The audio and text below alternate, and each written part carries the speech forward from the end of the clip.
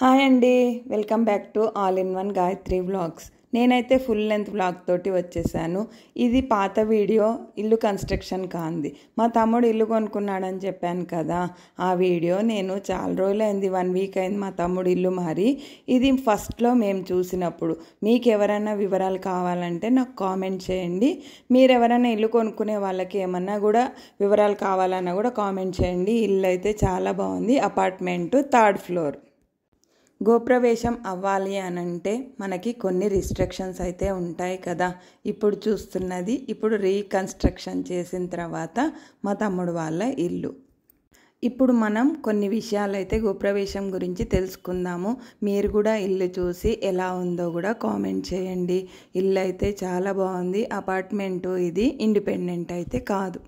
మన పెద్దవాళ్ళు మనకు చెప్పింది ఏంటి అని అంటే, ఇల్లు కట్టి చూడు, పెళ్లి చేసి చూడు. ఇల్లు కట్టడం ఒక పెద్ద ప్రహసనము, పెళ్లి చేయడం కూడా ఒక పెద్ద ఇదే అనుకోవాలి. అది చేశారు అని అంటే వాళ్ళు చాలా అదృష్టవంతులు. గృహప్రవేశాలు అనేది ఒక ముహూర్తాన్ని నిర్ణయిస్తాయి, ఎవరి జాతకాన్ని బట్టి. ఇప్పుడు మనం కొన్ని విషయాలు అయితే తెలుసుకుందాం. గృహప్రవేశం కొత్త ఇల్లు లేదా గృహం కట్టుకున్న తర్వాత అందులోనికి ప్రవేశించే ముందు జరుపుకునే పండుగ.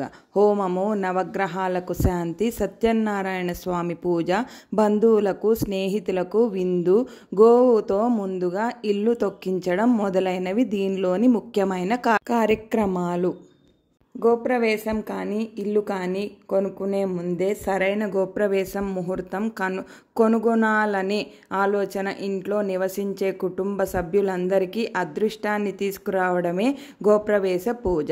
పవిత్రమైన రోజుల్లో నిర్వహిస్తారు మరియు దీనికోసం అత్యంత పవిత్రమైన రోజులలో నిర్వహిస్తారు మరియు దీనికోసం అత్యంత పవిత్రమైన మరియు ఆదర్శవంతమైన తేదీని కనుగొనడానికి తెలుగు పంచాంగం తనిఖీ చేయబడుతుంది. కాబట్టి మీరు గృహప్రవేశం ముహూర్తం, గృహప్రవేశం పూజ విధి మరియు వార్మింగ్ వేడుకకు ఉత్తమ సమయం గురించి అన్నిటినీ తెలుసుకోవాలనుకుంటే మీరు గృహప్రవేశ వేడుకలను ప్లాన్ చేస్తూ ఉంటే మనము ఒక బ్రాహ్మణ్ణి సంప్రదించాల్సి ఉంటుంది. ఎందుకంటే భార్యది కానీ భర్తది కానీ నాకు తెలిసిన వివరం అయితే మీకు చెప్తున్నాను. జాతకం ప్రకారమే ముహూర్త బలం పెడతారు. ఎందుకంటే మనం ఆ ఇంట్లో సిరి సంపదలతో, ఆయుర ఆరోగ్య అష్టైశ్వర్యాలతో, పౌత్రాభివృద్ధులతో మనము ఉండాలి అనేది బ్రాహ్మణుడు నిర్ణయిస్తాడు. మళ్ళీ ఇక్కడ జరిగే తంతు ఏంటంటే, మా తమ్ముడిది తెల్లవారుజామున 3:30 ముహూర్తం. అందుకని మేము ఇక్కడ తెల్లవారుజామున వచ్చి హారతిచ్చి పెద్దవాళ్ళందరము కూడా, మేమిద్దరం అక్కలము, ఒక తమ్ముడు మాకు. అందుకని మేము ఇక్కడ మా అమ్మగారు, మా నాన్న, మేమందరం కలిసి మా అందరికీ హారతిచ్చి ఇక్కడ నూనె అయితే పెడుతున్నాం. 3:30 ముహూర్తం అంటే తెల్లవారుజామున 2వ జాము కావాలి అని అంటారు. అందుకు మేము ఇక్కడ 2:00కల్లా వెళ్ళి హారతిచ్చి ఇక్కడ నూనె అయితే పెట్టాం. కొత్తింటికి వెళ్ళే ముందు దేవతల ఆశీస్సులు పొందేందుకు గృహప్రవేశం లేదా గృహప్రవేశ పూజ నిర్వహిస్తారు. పూజ శ్రేయస్సు మరియు శాంతిని తీసుకురావడానికి మరియు ఇంటిని శుభ్రపరచడానికి మరియు శుద్ధి చేయడానికి సహాయపడుతుంది. గృహప్రవేశ పూజ ఒక్కసారి మాత్రమే జరుగుతుంది. కాబట్టి గృహప్రవేశ వేడుకకు సరైన తేదీ మరియు సమయాన్ని ఎంచుకోవడం తప్పనిసరి. వాస్తుశాస్త్రం మరియు తెలుగు పంచాంగం ప్రకారం వారి సొంత లేదా అద్దెకు ఉన్న వారి కొత్త ఇళ్లలోకి వెళ్ళాలనే ప్లాన్ చేసుకునే వ్యక్తులు ఉత్తమమైన గృహప్రవేశ ముహూర్త తేదీలను కనుగొనండి.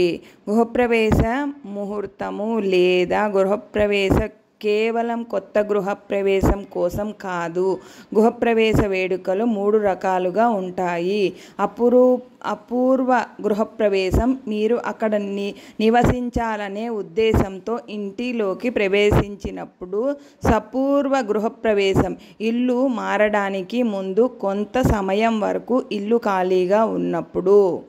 ద్వంద్వ గృహప్రవేశం, ప్రకృతి వైపరీత్యాల కారణంగా కొత్త నివాసాన్ని విడిచిపెట్టిన తర్వాత మళ్ళీ పాత ఇంట్లో నివసించడానికి గృహప్రవేశ పూజ. గోప్రవేశం అయ్యే ముందు మనము కొన్ని ముహూర్తాలు అయితే ఉత్తమమైన నక్షత్రాలు అంటే వాస్తు కానీ సత్యనారాయణ స్వామి పూజ కానీ కొన్ని నిర్ణీత సమయాలు ఉంటాయి. కానీ రోహిణి, మృగశిర, ఉత్తర ఫాల్గుని, అనురాధ నక్షత్రం, రేవతి, భాద్రపదం, చిత్త, ఉత్తరాషాఢ.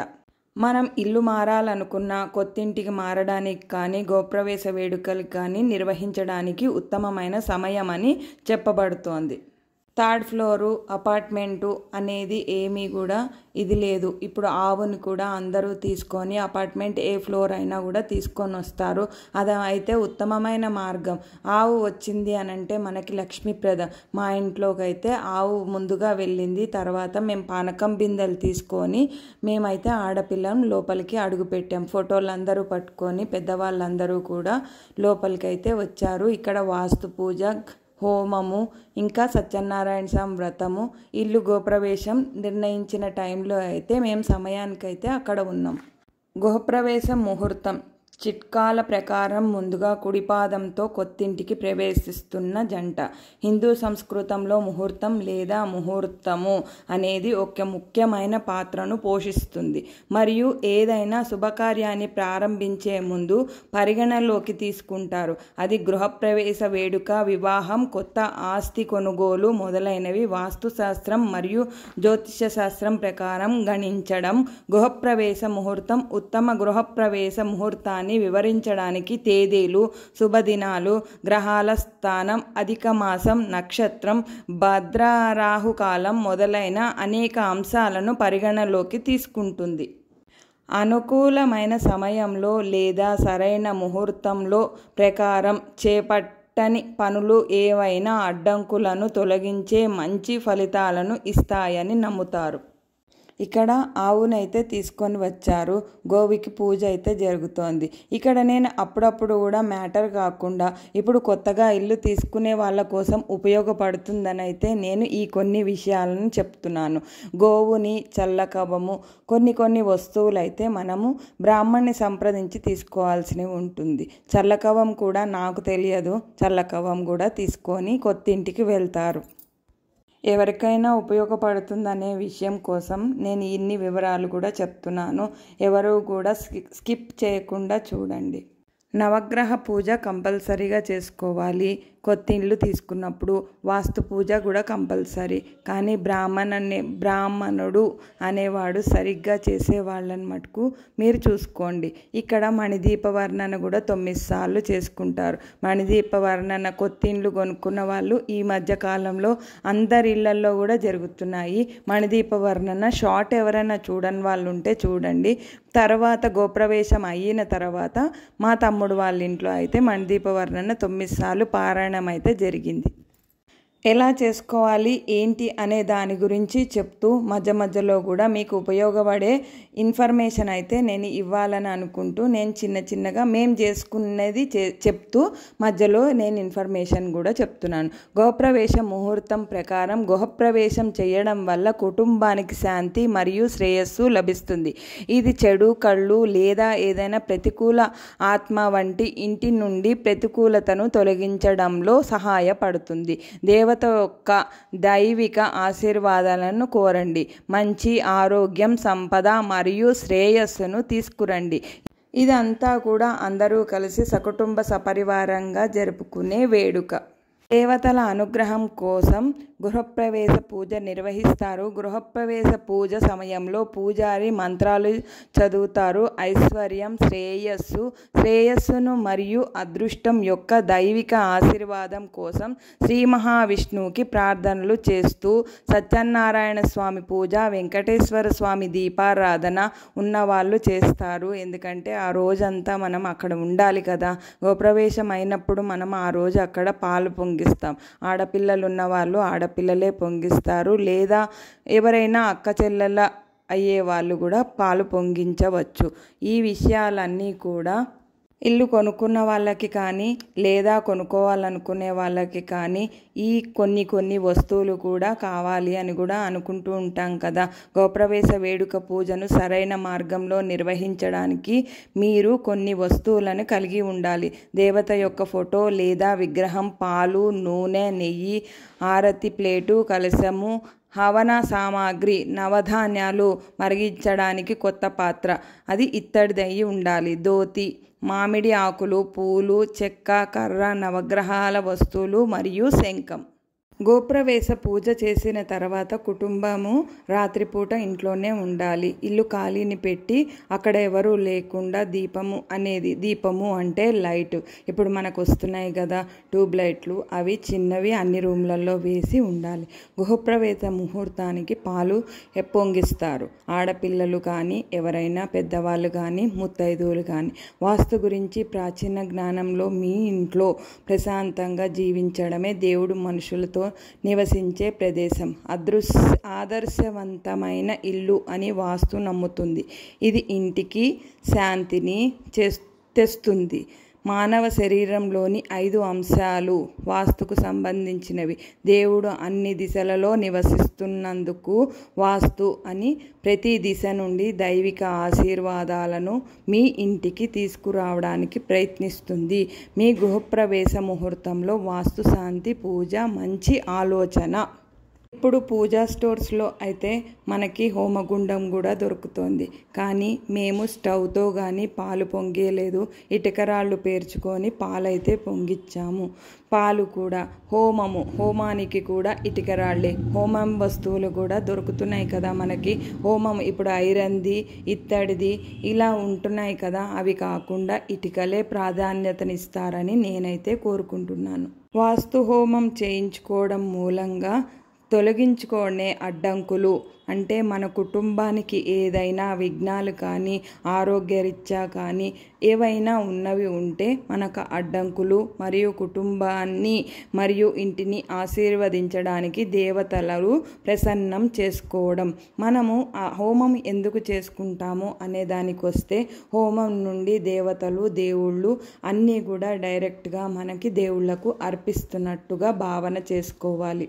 ఇక్కడ మనం ఏదైనా నైవేద్యం చేసినప్పుడు కొందరి భావన ఏముంటుందంటే, దేవుళ్ళు దేవతలు అవి స్వీకరిస్తారా, అవి మనం నైవేద్యం పెట్టి మనమే కదా తీసుకుంటాం. ఇక్కడ మనము హోమం చేసిన ప్రతి ఒక్కడికి దేవుళ్ళకి వర్తిస్తుంది. అందుకనే మనం హోమం చేయడంలో ప్రాధాన్యతనిస్తాం. ఇక్కడ నేను పాలు పొంగించే విధిని అయితే ఇప్పుడు చెప్తాను. ఇటుకరాళ్ళు పెట్టుకున్నామని చెప్పా కదా, ఇంకా హోమానికి కూడా ఏర్పాటు చేస్తున్నారు. 3, 4, 5 బ్రాహ్మలు అయితే వచ్చారు. ఒకళ్ళు హోమం దగ్గర, ఒకళ్ళు ఆవు పూజకి, ఒకళ్ళు సామాన్లన్నీ సర్ది పెట్టి, ఎవరైతే పెద్ద బ్రాహ్మణులు ఉంటారో వాళ్ళకి అన్నీ అందించడానికి. ఒక్కళ్ళతో జరిగే పని అయితే కాదు, అందరూ కలిస్తేనే కదా ఒక కార్యక్రమం అనేది గట్టెక్కుతుంది. ఇక్కడ ఈ విషయాన్ని, ఈ వ్లాగ్ని నేను అప్లోడ్ చేసుకోవడానికి ఈ అదృష్టాన్ని నాకు ఇచ్చిన మా తమ్ముడి గృహప్రవేశం ఈ వివరణ మీకు ఎంతో ఉపయోగపడుతుందని నేను అనుకుంటూ కొంచెం మా కార్యక్రమం గురించి చెప్పుకుంటూ మీకు ఇక్కడ గృహప్రవేశం విధి విధానాల గురించి కూడా చెప్తున్నాను. గృహప్రవేశ ముహూర్తం యొక్క ఫలాలను పొందేందుకు కుటుంబానికి శ్రేయస్సు మరియు అదృష్టాన్ని నిర్ధారించడానికి మీరు తప్పనిసరిగా పాటించాల్సినవి కొన్ని గృహప్రవేశం చేయవలసినవి మరియు చేయకూడనివి కూడా ఉంటాయి. ఇల్లు కట్టుకునేటప్పుడు గృహప్రవేశం అయ్యే ముందు కానీ పాతింటికి కాదు కదా. అందుకని మనము ఇల్లు మొత్తం నిర్మాణం అయిన తర్వాతనే మనం ఇక్కడ చేయకూడని పని అని చెప్పా కదా, ఇల్లు సగంలో ఉన్నప్పుడు గృహప్రవేశం అవ్వకూడదు. ఇక్కడ ఇల్లు మొత్తం కంప్లీట్ అయినాకనే మనం ఇక్కడ గృహప్రవేశం అవ్వాలి. అందుకనే సరైన టైంని మనకి నిర్ణయిస్తాడు. ఇక్కడ అందరికీ కూడా కంకణాలు కడుతున్నారు. ముందు ముఖ్య ద్వారం దగ్గర కొబ్బరికాయ కొట్టిన తర్వాత గుమ్మడికాయ కూడా కొట్టిస్తారు. గుమ్మడికాయ కూడా కొట్టిన తర్వాత కుడికాలు ముందుకు పెట్టి లోపలికి వెళ్ళాలి. గ్యాస్ స్టవ్ మీద కాకుండా గృహప్రవేశ ముహూర్తానికి మనము పాలైతే పొంగించుకోవాలి. కుటుంబానికి మంచి ఆరోగ్యము మరియు ఆనందాన్ని మనం ఉండడానికి ద్వారం దగ్గర స్వస్తికు లేదా ఓము లక్ష్మీ పాదాలు వంటి శుభ చిహ్నాలు తయారు చేయించుకుంటారు కదా. పూజ కానీ, హోమం కానీ, పాలు పొంగియడం కానీ ఏదైనా తూర్పు దిశ అయితే చాలా మంచి సూచన. దుష్ట ఆత్మలు లేదా ఇంటి నుండి ప్రతికూలతను నివారించడానికి శంఖం సాంప్రదాయంగా ఉంటుంది అని మన పెద్దలు మనకు చెప్పింది. బ్రాహ్మలు కూడా శంఖం తీసుకొని రావాలి అని చెప్తారు. ఇక్కడ ఇత్తడి గిన్నెలు, పానక బిందెలు, ఇంకా హవిస్సుకి సంబంధించిన హోమం కర్రలు, ఇవన్నీ మనకి ప్రధానంగా కావాల్సినవి. ఇక్కడ పాలు పొంగించడానికి మనకి ఇత్తడి గిన్నెని నియంత్రించారు, అందుకని ఇత్తడి గిన్నె అని చెప్పాను. ముగ్గులు వేస్తారు, ఇల్లు అలికి ఇంట్లోనూ బయట కూడా ముగ్గులు వేస్తారు. పూలతోటి ద్వారాలకి మంచి పూలను అలంకరించుకోవాలి. ఆవు నెయ్యి, నువ్వుల నూనె, ఇంకా మీరు ఏదన్నా కొబ్బరి నూనె కానీ 5 రకాల నూనెలు ఇప్పుడు కొత్తగా వస్తున్నాయి కదా, అవి కానీ తెచ్చుకోవచ్చు. ఇక్కడ క్యాండిల్స్ కానీ, కొవ్వొత్తులతో దీపాలు కానీ ఇక్కడ వర్తించవు. దేవుడికి పువ్వులు, ఆకులు, తమలపాకులు, ఇంకా అరటిపండ్లు, ఇంకేమన్నా ఇతరత్ర పండ్లు ఉంటే తెచ్చుకోవచ్చు. మనం ఇక్కడ గిఫ్ట్స్ కానీ, ఎవరైనా వచ్చిన వాళ్ళకి తాంబూలాలు ఇవ్వడానికి అరటి పండ్లు కానీ, ఏవైనా మిగిలిన పండ్లు కానీ ఉన్నవి ఇస్తే మంచిదని. ఇక్కడ ఇప్పటి వరకు అపార్ట్మెంట్లు కట్టుకున్నా కూడా భూమి పూజ అనేది ఉంటుంది. కొంచెం భూమి పూజ గురించి అయితే ఇప్పుడు మనం తెలుసుకుందాం. భూమి పూజ అనేది మనకి భూమి అనేది సూచిస్తుంది. మరియు భూమి పూజ అనేది భూదేవతకు మనం చేసే దిక్కుల్ని, దేవతల్ని, వాస్తు పురుషునికి ప్రార్థన చేసే హిందూ ఆచారం. భూమి పూజను నీవు పూజ అని కూడా అంటారు.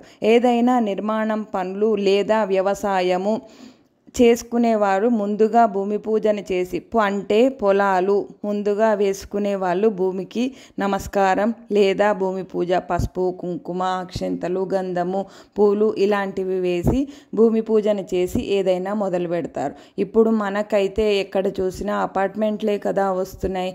అక్కడ కూడా మనం చేయలేదు అని అనుకుంటాం. మనం ఇక్కడ గోప్రవేశం వరకే చేసుకుంటాం. ఇక్కడ ముందుగా భూమి పూజ చేసిన తర్వాతనే కూడా అపార్ట్మెంట్ని అయితే స్టార్ట్ చేస్తారు. శుభానికి కానీ దేనికైనా సరే మనము భూమి అంటే మన తల్లితో సమానం. అందుకనే భూదేవికి మనం ఎన్నో పనులు చేస్తూ ఉంటాం. అకృత్యాలు కూడా చేస్తున్నారు ఈ మధ్యకాలంలో. అందుకనే మనం భూదేవిని తల్లితో సమానంగా చూస్తాం కదా.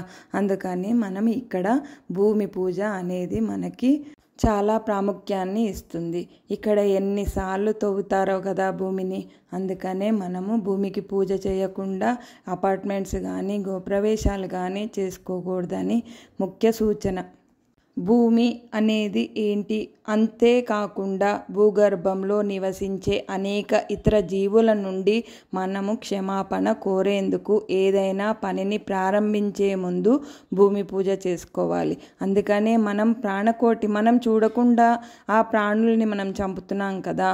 అందుకనే వాటి నుండి మనం తెలియకుండా చేసే క్షమాపణ అని కోరుకోవడం. పక్షంలో అంటే ఎవరికైనా వారికైనా హాని కలిగించే పక్షంలో. అందుకే మనవి నీరు, భూమి, అగ్ని, ఆకాశం మరియు గాలి అనే పంచభూతాలను ప్రసన్నం చేసుకోవడానికే ఈ ఆచారం నిర్వహిస్తున్నారు. భూదేవిని ప్రధానంగా ఈ ఆచారంలో పూజించే దేవతగా కూడా మన హైందవ ధర్మంలో మనకి దేవత యొక్క దైవిక శక్తి మరియు ఆశీర్వాదాలని పొందడానికి మనము అమ్మవారిని ఆహ్వానిస్తాం కదా. అలాగే కూడా మనం భూదేవికి పూజ చేస్తే అమ్మవారు భూదేవిని మనం స్వాగతించినట్టు. పూజా విధిని మనం ఏర్పరిస్తే ఆమెను శాంతించడం కోసం మనం ఈ పూజని నిర్వహిస్తాం. కొత్తింటికి వెళ్ళే గృహప్రవేశ ముహూర్తం కానీ, భూమి పూజ కానీ ఇక్కడ మనకి శుభాలని, అంటే ఎవరైతే మనకి యజమాని అనేవాళ్ళు ఉంటారో వాళ్ళకి అదృష్టాన్ని, ఆయురారోగ్యాల్ని, కీలక పాత్రను పోషిస్తుంది. భూమి పూజ వ్యవసాయానికి కానీ, వ్యవసాయం చేసేటప్పుడు మంచి పంటలు పండాలని భూమి పూజ చేస్తారు కదా. ఇక్కడ గోప్రవేశం, సత్యనారాయణ స్వామి పూజ, వెంకటేశ్వర స్వామి దీపారాధన. వెంకటేశ్వర స్వామి, సత్యనారాయణ స్వామి వేరు కాదు. ఇక్కడ అరిటాకులు తీసుకొని అరటి కొమ్మలు తీసుకొస్తారు. అరటి చెట్టు ఉన్నా కూడా మనకి మంచిదే. అటు ఇటుగా పెట్టుకొని మనము ఆ తర్వాత మనం ఏదైతే ఇంట్లో గోప్రవేశం అయ్యామో అక్కడ మనం అరటి కొమ్మలు అయితే పెట్టుకోవచ్చు. ఇతర పూజల మాదిరిగానే విష్ణుమూర్తి అడ్డంకులను తొలగించే దేవుడు అని కూడా పిలువబడే గణేశుడు కూడా విఘ్నాలను తొలగించి మనకి ఆశీర్వాదాలను ఇస్తాడు. అందుకనే వినాయకుడిని మొదలుగా మనం ప్రార్థించుకుంటాం. తర్వాత భూదేవి పూజ ప్రారంభం చేసుకొని భూపూజ చేసుకున్న తర్వాతనే మనకి అపార్ట్మెంట్లు కూడా. ఇప్పుడు మనకి అపార్ట్మెంట్ల కల్చర్ అయితే వచ్చింది కదా, అందుకనే భూమి పూజ వాళ్ళు కూడా చేస్తారు. ఎవరైతే ఈ కన్స్ట్రక్షన్ నిర్మాణం ఉంటుందో వాళ్ళు చేస్తారు. అందుకనే మనకు మనశ్శాంతి కోసం కానీ ఇంటికి సిరి సంపదల కోసం కానీ మనం ఏ అపార్ట్మెంట్ అంటే ఏ ఫ్లోర్ తీసుకున్నా ఆవుని, చల్లకవ్వము, శంఖము, పసుపు, కుంకుమ పెద్దవాళ్ళు. ఇక్కడ ఇంకొక విషయం ఏంటంటే మనం అన్నం ఎన్ని ఇచ్చినా మనిషికి తృప్తి అనేది ఉండదు. అక్కడ మనం చేయాల్సింది వచ్చిన వాళ్ళ బంధువులందరికీ కూడా అన్నదానం చేస్తే చాలా మంచిది. అన్నదానం చేయడం మూలంగా మనకి అన్నీ కూడా కలిసి వస్తాయి. అందుకనే అన్నదానానికి మించిన ఇది లేదు అని అంటారు.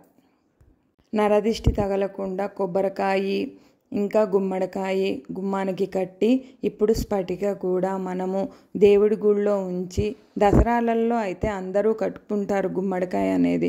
అందుకనే మనము గుమ్మడికాయకి పూజ చేసుకోవాలి. వెంకటేశ్వర స్వామి దీపారాధన, వాస్తు పూజ, సత్యనారాయణ స్వామి పూజ ఇవన్నీ చేసుకొని ఇంటికి గోప్రవేశం అయ్యి వీలైన వాళ్ళు మణిదీపవర్ణ అంటే హిందువులు చేసుకుంటున్నారు. ఇప్పుడు కొత్తగా వచ్చింది ఆ మణిదీప వర్ణన 32 శ్లోకాలతో 9 సార్లు చదువుకోవాలని.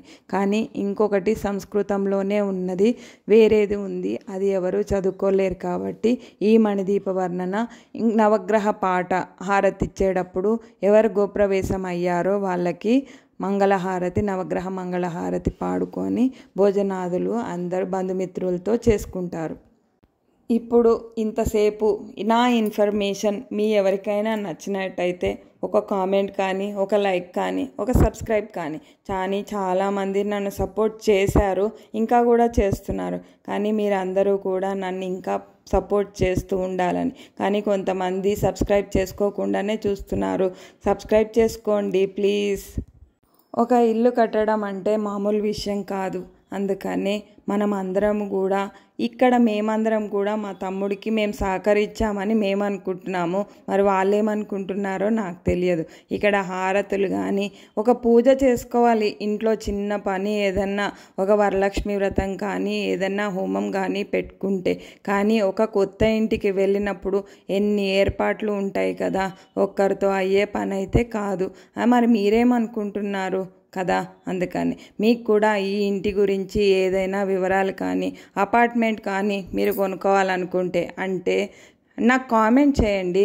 మీరు ఎక్కడున్నారు, ఏంటి, ఈ అపార్ట్మెంట్ ఎంతకు తీసుకున్నారు, అపార్ట్మెంట్ పేరేంటి అనేదైతే నేను చెప్తాను. క్యాటరింగ్లని, భోజనాలని, టిఫిన్లని వచ్చిన వాళ్ళని కానీ మనము ఆదరణగా చూస్తేనే కదా ఎవరైనా మన దగ్గరికి వస్తారు. అలాగే కూడా మీరు కూడా నాకు సపోర్ట్ చేస్తేనే కదా నేను ముందుకు వెళ్ళగలుగుతాను. నా చిన్న ఈ ఇన్ఫర్మేషన్ మీకు నచ్చితే నాకు సపోర్ట్ చేయండి, నాకు సబ్స్క్రైబ్ చేసుకోండి. ఇంకా మంచి మంచి వీడియోలతోటి నేను మీ ముందుకి రావాలని అనుకుంటున్నాను. మా లంచ్లో అయితే మిరపకాయ బజ్జీలు, మామిడికాయ పప్పు, చక్కెర పొంగలి, మేము చేసిన పాయసం కూడా ఇక్కడే ఉంది. పులిహార అయితే కంపల్సరీ, ఇంకా బిర్యానీ, పన్నీర్ కూర ఇవన్నీ కూడా పెట్టారు. ఇవన్నీ కూడా నేను ఒక షార్ట్లో పెట్టాను. షార్ట్లో అయితే అర్థం కాదు కదా, అందుకనే ఇక్కడ వివరంగా చెప్తున్నాను. బెండకాయ ఫ్రై, కాజు పల్లీలు వేసి సాంబారు, అప్పడాలు, వడియాలు, చల్లమిరపకాయలు, దోసావకాయ, గోంగూర పచ్చడి, పెరుగు. ఇంకా స్వీట్లోకి వస్తే గులాబ్ జామ్ పెట్టారు. భోజనాలు అందరూ తిని వెళ్ళారు. ఇంకా మణిదీప వర్ణన వీడియో, ఇంకా రక్షాబంధన్ వీడియో కూడా కలిపి నేను మళ్ళీ ఇంకొక కొత్త వీడియోతోటి మీ ముందుకు వస్తాను. మరి మీరేమనుకుంటున్నారో కూడా కామెంట్ చేయండి. ఈ గోప్రవేశం వీడియో మీకు నచ్చితే కూడా కామెంట్ చేయండి. నా చిన్న ఈ సమాచారం కూడా మీ అందరికీ ఉపయోగపడాలని కోరుకుంటున్నాను. ఎందుకనంటే మేము ఎంతో కష్టపడి చేసిన గోప్రవేశం వీడియో. ఎందుకంటే మా అక్కకి కానీ మా నాన్నకి కానీ బాగాలేదు. ఎందుకంటే ఆ షార్ట్స్ అన్నీ మీ ముందు నేను పెట్టాను.